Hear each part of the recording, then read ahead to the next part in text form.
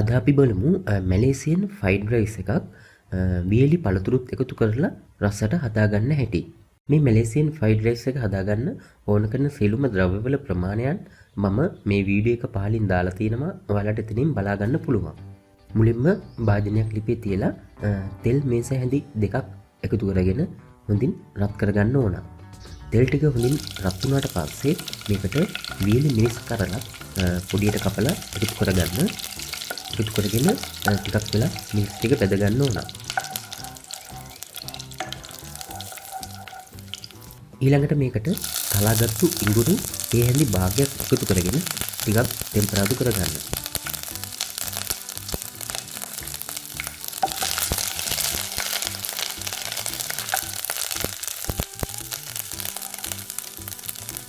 ඊළඟට අමු මිරිස් කරලා පොඩියට කපලා එකතු කරගන්න.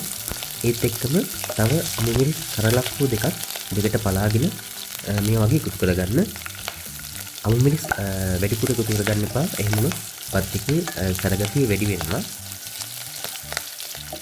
ඊළඟට පොඩියට කපාගත්තු ගෝවා ටික එකතු කරගන්න. එකතු කරගෙන ටිකක් තෙලින් ටෙම්පරාදු කරගන්න.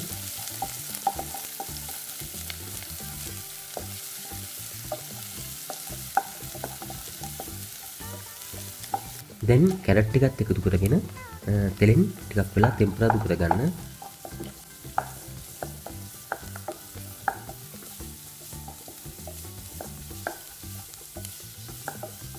ඊළඟට අපි මේකට වියලි පළතුරු ටික එකතු කරගන්න ඕන. මුලින්ම මම මේකට කජු ටිකක් එකතු කරගන්නවා. ඒත් එක්කම වියලි මිදි ටිකකුත් එකතු කරගන්නවා. මේකට මේ වෙලාවේදී ඔයාලට අවශ්‍ය නම් ආමන්ඩ් ටිකක් උනත් එකතු කරගන්න පුළුවන්. මේ ටික ටිකක් කලාම් කරගෙන බෙදෙන්න හරින්න. ඊළඟට මේකට කරාබුන ඇටි ටික එකතු කරගෙන ඒ ටිකත් ටිකක් ටෙම්පරාදු කරගන්න ඕන.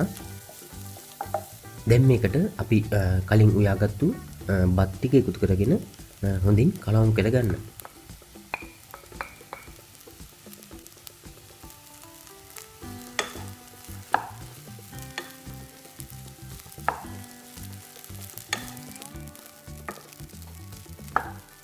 බත් ටික ටිකක් කලවම් කරගෙන මේකට රසානුව ගම්මිරිස් ටිකක් එකතු කරගන්න.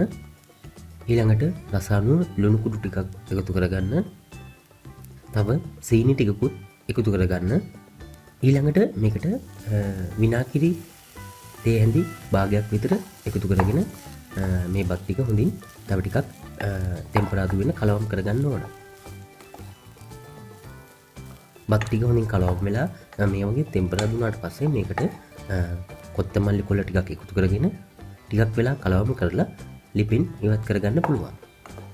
මේ තියෙන්නේ මම ඒ විදිහට හදපු මැලේසියන් ෆ්‍රයිඩ් රයිස් එක වියලි පළතුරුත් එක්ක. මේක ඉතාමත් රසවත්. ඒ වගේම ඔයාලට පාසුවෙන් හදාගන්න පුළුවන්. ඔයාලත් ඉතින් මේ වගේ මැලේසියන් ෆ්‍රයිඩ් රයිස් එකක් වියලි පළතුරුත් එකතු කරලා ගෙදර හදලා රස කොහොමද කියලා මට කමෙන්ට් එකක් දාන්න.